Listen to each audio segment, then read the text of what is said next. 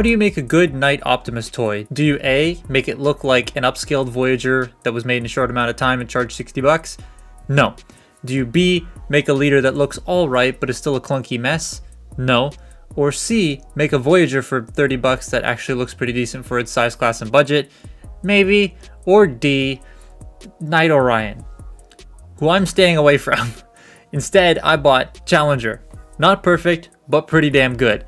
Now, I know I'm going to get a bunch of Knight Orion questions, and yes, I've seen it. No, I do not want it. Toy World stuff always seems way too overcomplex and brittle, and I don't like the proportions. I know some people have had good experiences with their toys, but I've heard a lot more horror stories than I have praise, so I'm just going to stay away from Toy World. Challenger just got a reissue, and this is the metallic version. I wasn't a huge fan of the standard release's hands being all bare bones and the paint looking a bit flat. This one feels like it has definition and it works a lot better for me. So Challenger is regarded by many people as one of the best MPM style Optimus Primes. It's a really solid toy.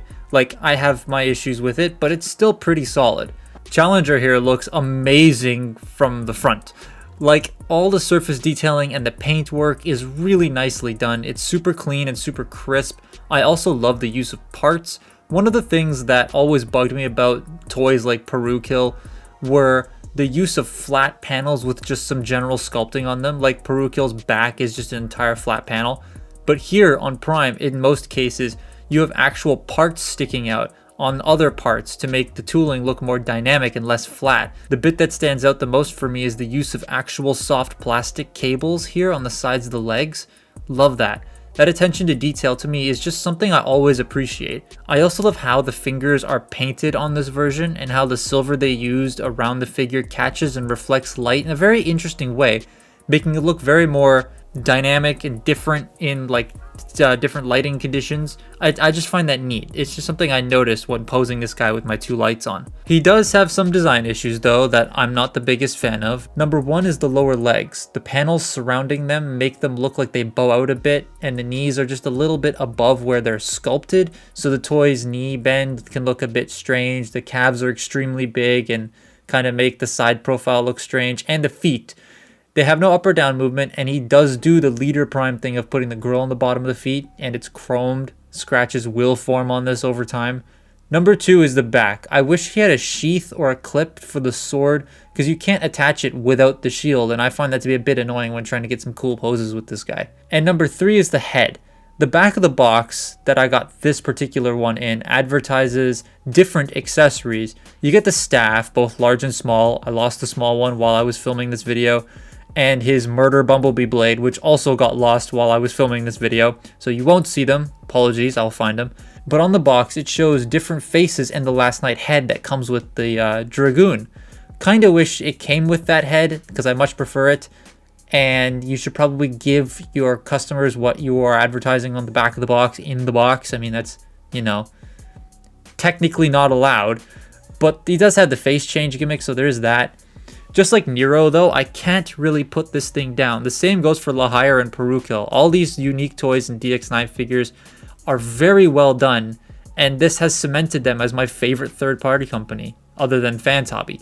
Too bad DX9 appears to have completely dissolved. He comes with a sword and a shield, and Jesus, when you give this guy these accessories, you get an extremely awesome display piece. I know the DLX one is coming out soon, and I'm pretty sure I will be getting it, but as a transforming figure, I think this turned out extremely well, and it's cheaper, so there's that too.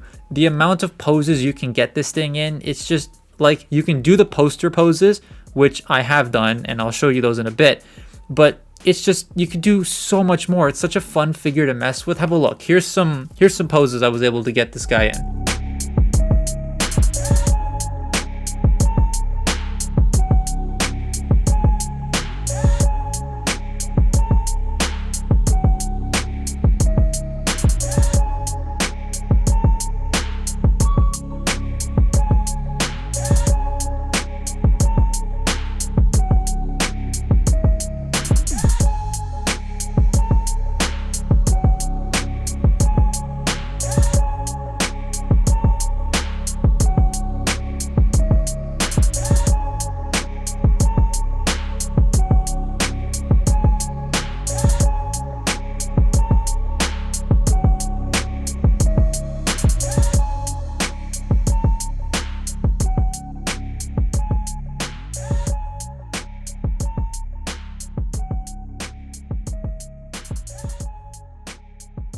Articulation is all there, double elbows, wrists, fingers, shifting hips, ankle tilt, but I wish it had a proper foot tilt forward and back.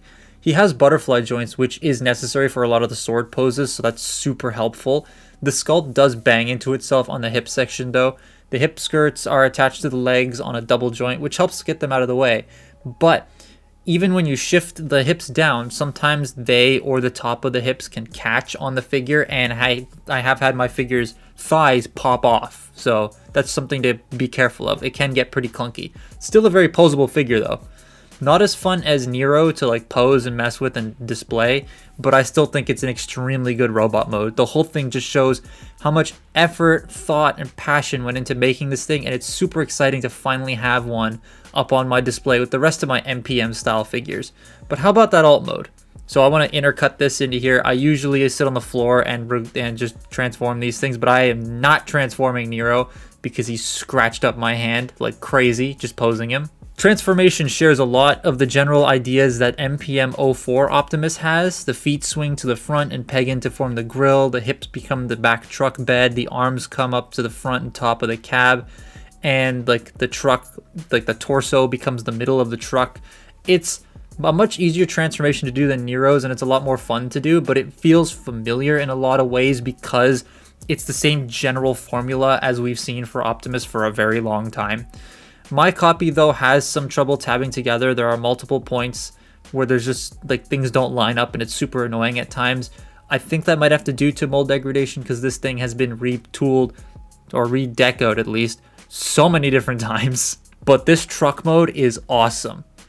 The truck is the standard later movie Western Star whatever, but the paintwork here is super nice. The chrome grille and the silver paint work quite well, and it's this general metallic deco is just wonderful to look at. I haven't experienced any sort of paint chipping during transformation, but I am also being careful with it. But the paint does feel very durable and robust, so I don't see it being an issue, at least not to the levels of like MP36 or something. He looks great next to my other Age of Extinction / The Last Knight truck primes though, and I love this little trio. I need to get more of them. Like that rusty Last Knight leader class one from Takara, that's on my list. I have to get that at some point. The weapons can store, but it's a bit dookie, so I never do it. The staffs have nowhere to go, and neither does the Bumblebee blade as far as I can tell. But again, I lost the staff and Bumblebee blade, so it doesn't really matter to me. And I do wish he had side view mirrors, but oh well. In the end, this is a solid truck. There are some tabbing issues on mine, like I said, but the first few times you transform it, it's kind of difficult to figure out how everything lines up, but once you get the precise order down, it becomes quite simple, and a lot more simple than Nero, that's for damn sure. And this figure itself is solid overall. I love the way the toy is built, look and feel is awesome, the posing's great, it scales pretty well with the other official and non-official MPM toys I have, and this version's paintwork is just superb. Now all I need is that red head. I'll probably just end up painting this guy's face red because I'm not getting Unique Toys' Dragoon. I think it's too big. There are also several other versions of this guy out there you can get if you can find him. Pretty much whatever version you want, you can just get at somewhere. There's a purple version, there's a Nemesis version, there's a normal version, the metallic version, the battle damage version, the knockoff. There's a lot. And this thing goes for like 120 to 150 average. That ain't bad. I definitely recommend getting it. I mean, if you can find it for cheaper, by all means, find it for cheaper. But I'd say maybe 150 max for this guy, but he's definitely worth it. But that's been my look at Unique Toys Challenger. Follow me on Twitter and Instagram, and I will see you next time. Goodbye.